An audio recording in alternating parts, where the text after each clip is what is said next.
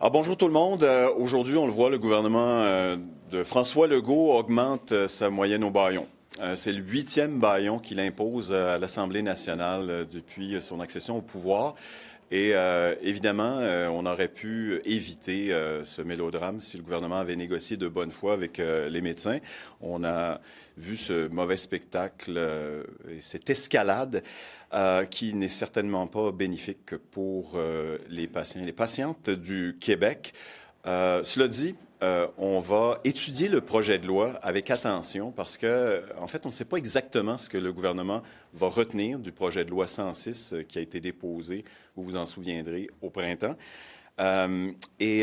Aujourd'hui, là, vraiment, le fardeau de la preuve repose sur le gouvernement. Il doit nous faire la démonstration que ce qui va inclure dans le projet de loi, là, outre la fin des moyens de pression des médecins, dans l'enseignement, va pouvoir améliorer l'accès aux soins de santé, la qualité des soins de santé au Québec. Comment les pratiques qu'il va inscrire ou les méthodes de financement, de rémunération, mais surtout le renforcement de la première ligne peut fonctionner avec son approche actuelle. Et je vous avoue qu'on a un certain scepticisme parce que lors de l'étude du projet de loi 106, on n'a pas pu commencer à l'étudier article par article. Mais lors des consultations, les experts étaient unanimes pour dire que le gouvernement utilisait une méthode qui avait été essayée ailleurs et qui ne fonctionnait pas.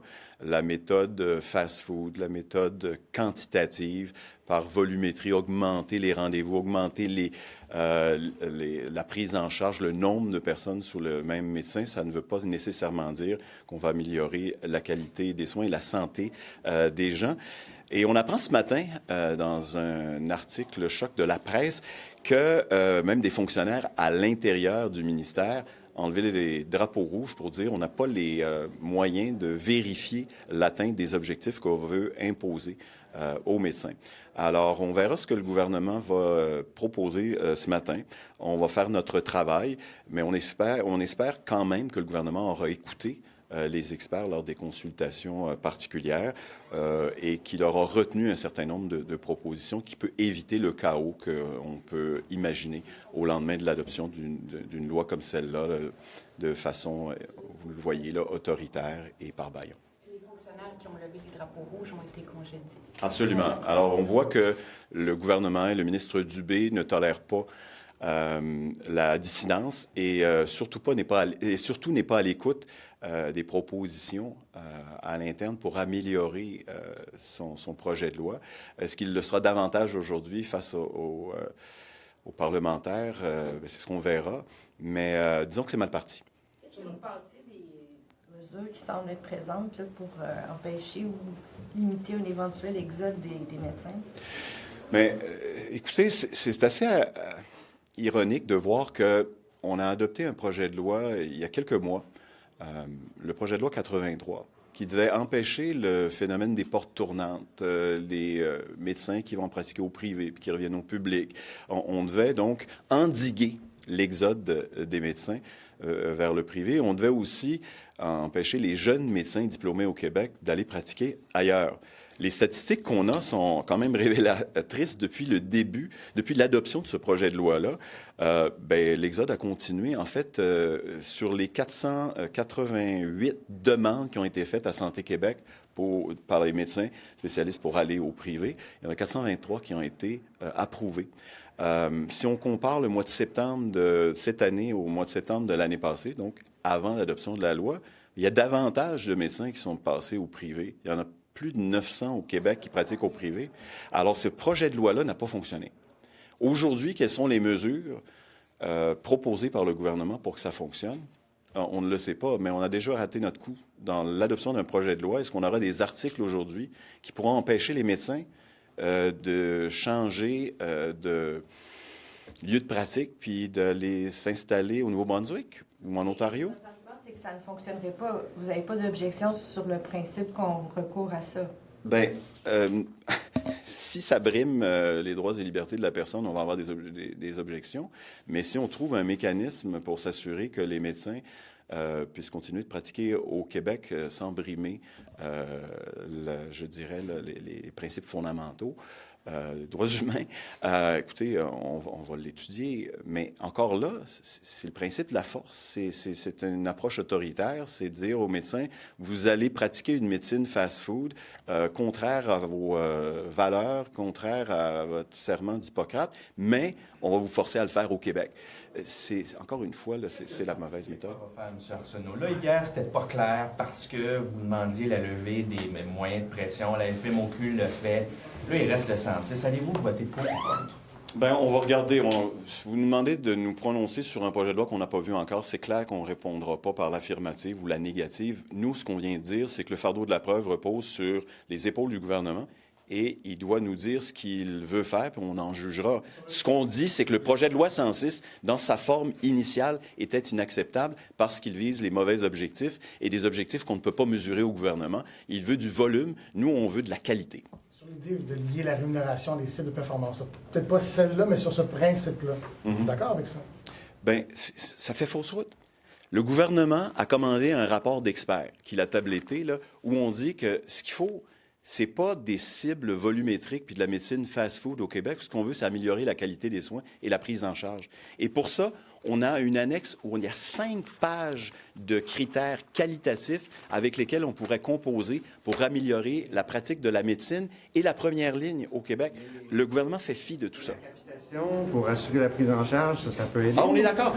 Mais de toute façon, on a déjà, jusqu'à un certain point, un mode mixte de rémunération. Il y a un peu de salariat, il y a la capitation qu'on veut augmenter et on est d'accord.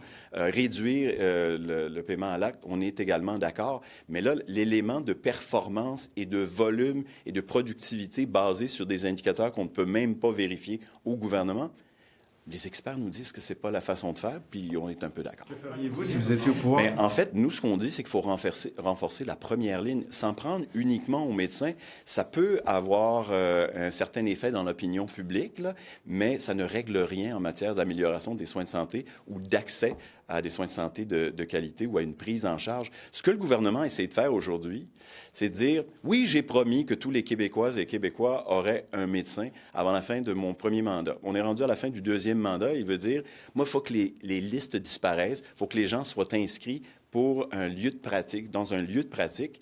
Mais est-ce que ça garantit qu'ils vont pouvoir voir un médecin davantage qu'aujourd'hui? Les Québécois donnent des augmentations de salaire de 17 puis 30 Non. C'est comme ils le demandent? Absolument pas. Mais on pense que l'enveloppe est suffisante pour pouvoir rémunérer les médecins et avoir un système qui fonctionne. On n'est pas du tout dans des augmentations. Bien, écoutez, on n'est pas dans la négociation, là, mais on pense que l'enveloppe est largement suffisante pour se doter des systèmes de santé de qualité. Il faisait, dans le fond, ce que Michel Clair avait recommandé au PQ il y a 25 ans. C'est un péquiste. Je pense que M. Legault confond ce que M. Clair, la commission Clair avait proposé sur l'organisation des soins de santé. Et là, on a évoqué le rapport de Michel Clair à de nombreuses reprises lorsque le projet de loi 15 a été adopté. M. Clair était même venu en commission parlementaire. Mais là, l'identification des moyens dans le projet de loi 106 pour augmenter le volume de personnes qui sont sous la responsabilité d'un médecin ou d'un lieu de pratique, à ce que je sache, ça vient pas de Michel Clair, ça vient de Christian Dubé qui n'a pas écouté ses propres fonctionnaires pour nous enfoncer ça à travers la gorge aujourd'hui. Just your thoughts on the idea of making doctors stay? But we don't know what means they're going to choose. But one thing is for sure, there was a law, Bill 83, that was adopted a few months ago, and that's not working. Close to 500 doctors asked to go to the private sector, and the vast majority of them had the permission from Santé Québec. So what will it change in this new bill, special bill? What kind of means they'll put forward to forbid a family to move to another province or another country? I'm curious to see how they're going to manage that. And this bill, we don't even know exactly what's in it, but you're saying this is going to be like a kind of fast food medicine?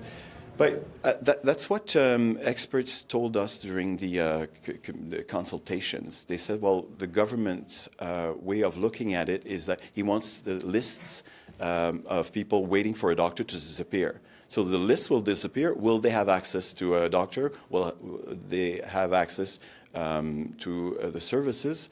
We don't think so. We've seen that kind of system implemented in Great Britain and didn't work, among other things. So will it work in Quebec? We don't think so. But right now, today, we're giving the government the benefit of the doubt.